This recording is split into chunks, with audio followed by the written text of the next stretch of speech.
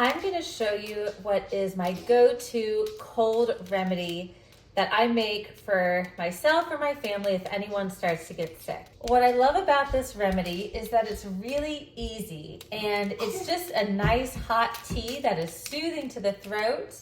And I'm going to share with you all of the ingredients that I use to make this delicious, really simple tea that my daughter loves. But before we get into it, make sure to subscribe to my channel for more health and homesteading content.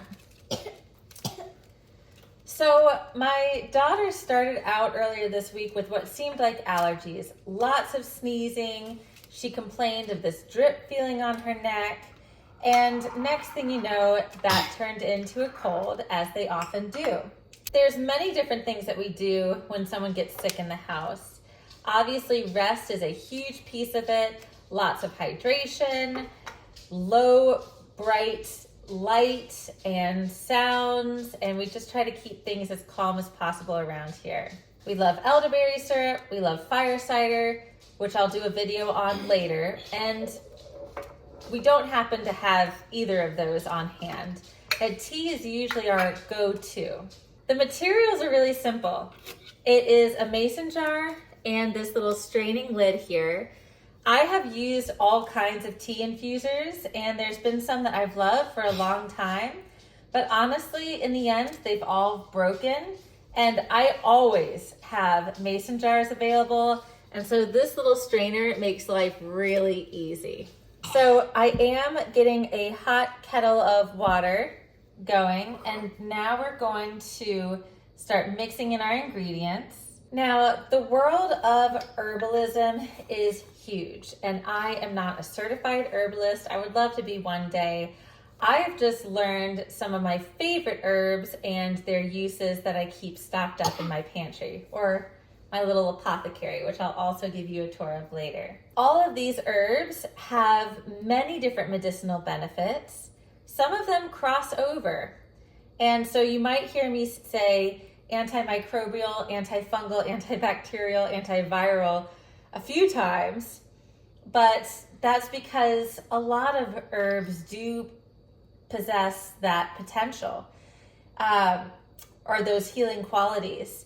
But then there's other more specific qualities that we're looking for. So let's dive into our ingredients and start making our mix. So this is mullein, which I recently harvested from my garden, and along with so many different medicinal properties, the main reason why we're using this is because it is an expectorant. It is great for lymphatic drainage and great for respiratory health. And we don't use any particular measurements here, but for this quart jar, let's do 1 tablespoon. Yeah. Let's see how that kind of gives, what that gives us. Yeah. Marshmallow is one of my favorite go-tos if you have anything that is irritated internally, whether it be a sore throat, it could also be like a urinary tract infection or any issues with the gut. Because the thing about marshmallow, what's awesome about marshmallow, it is mucilagous, I can never say the word. It creates like a kind of slime, a natural medicinal coating slime that coats and heals you internally. And so if you were to make a tea out of this and let it sit all day or overnight, you would find that your tea gets sort of this like really thick, syrupy texture, and that is the marshmallow doing its work. Marshmallow is also one of the initial ingredients that were used to make marshmallows. So you could make your own homemade marshmallows with marshmallow.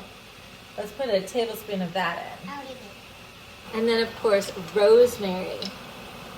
Rosemary, along with thyme and oregano, are antifungal, antimicrobial, antiviral. Rosemary specifically is an antihistamine.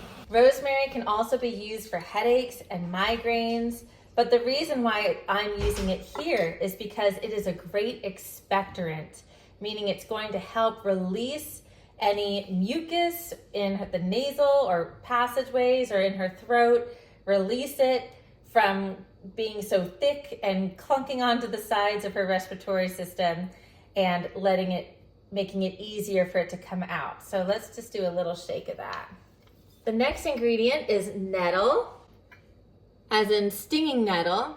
And stinging nettle is like the king of nutrients in the herbal world.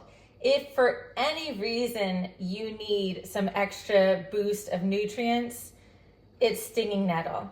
Nettle is also great to take when you have allergies. I find it doesn't really have much of a flavor or scent. It's just kind of herbally.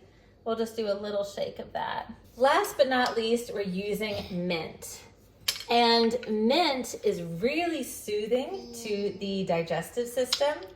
And it's also just physically soothing to your throat. It feels good, it smells good. And so, it's not really the digestive system that we're working on with this tea, but this one here loves mint in her tea because it is so refreshing. Let's put a good little tablespoon. Yeah, you want to put a tablespoon in? Next step is just filling up your mason jar with the glitter. My daughter loves this part because she says it looks like glitter, and it does look kind of magical.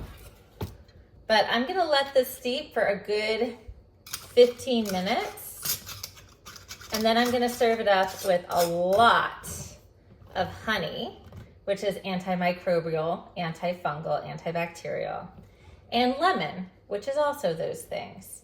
And so the honey is gonna help soothe her throat. The honey is medicine, the lemon is medicine, and all together, this is gonna be a delicious medicinal treat to help my girl get better. When any of us in the house are sick, we'll usually try to drink 3 cups of this, along with some bone broth if we have it at home.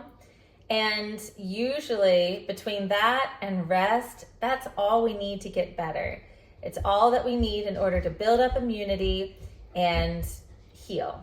Now, in terms of all of these herbs, you can obviously grow a lot of this yourself.